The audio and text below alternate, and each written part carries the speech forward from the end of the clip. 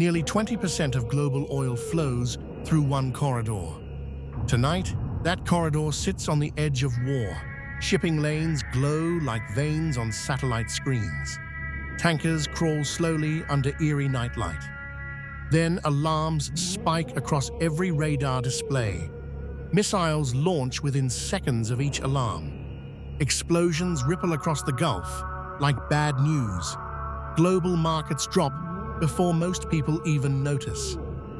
The timeline starts on February 28, 2026.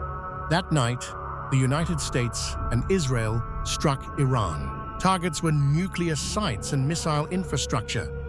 Command centers and leadership compounds were hit. Among the dead was Supreme Leader Ali Khamenei. Washington expected the regime to collapse quickly. Instead, Iran survived, damaged and furious.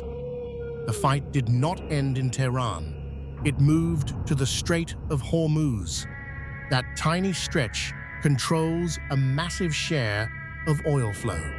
Whoever controls Hormuz can slam global markets. By March, Iran weaponized the shipping lanes. Tankers were detained and inspected without warning. Sea mines started appearing near major channels. Unmanned drones buzzed above commercial freighters. Insurance spikes made some companies stop entering. Oil prices climbed as supply fears grew. Asian factories felt the squeeze almost immediately. European economies started warning about inflation risks. Then came a quiet ceasefire in early April. Back channels from Oman, Pakistan, Russia, China acted. The guns went quiet, but nothing was solved. Trust between Tehran and Washington was gone. May 7th changed everything again. 3 U.S. destroyers entered the Gulf that night. The Truxtun, Rafael Peralta, and Mason steamed in formation. U.S. Central Command says Iran launched harassment attacks. Fast boats, drones, and anti-ship missiles swarmed. American defenses intercepted every incoming threat.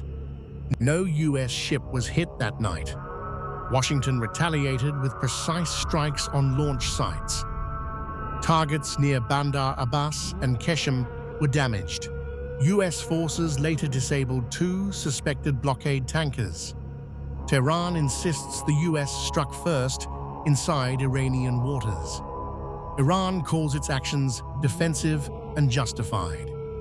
2 stories now compete for the truth, and trust between them is almost non-existent. Then came a statement that hardened Tehran's posture. And readiness, he said, is at 1,000%.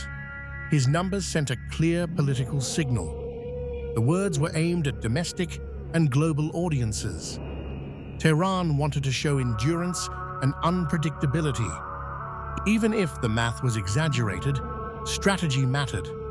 The strategy was simple: show strength and endurance. The message targeted President Trump most directly, because Tehran wanted Washington to reassess costs, and markets heard the same warning loud. Oil traders priced in bigger disruptions immediately.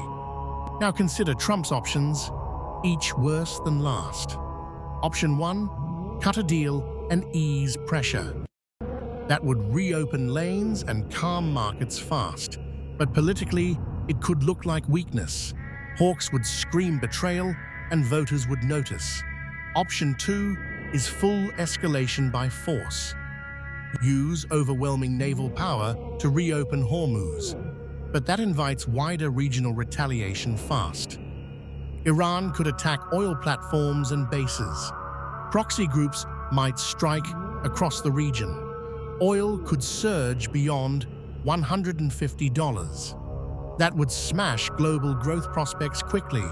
Option 3, wait it out and hope. Keep the uneasy status quo and avoid major war. But high energy costs would persist for months. And America would look like it failed deterrence. Every choice carries deep strategic and economic costs.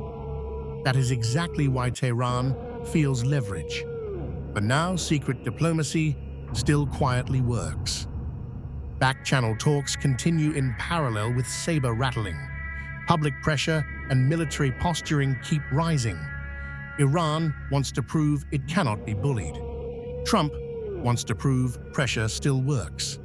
Between them stands the global economy in peril. History shows wars sometimes begin by mistake.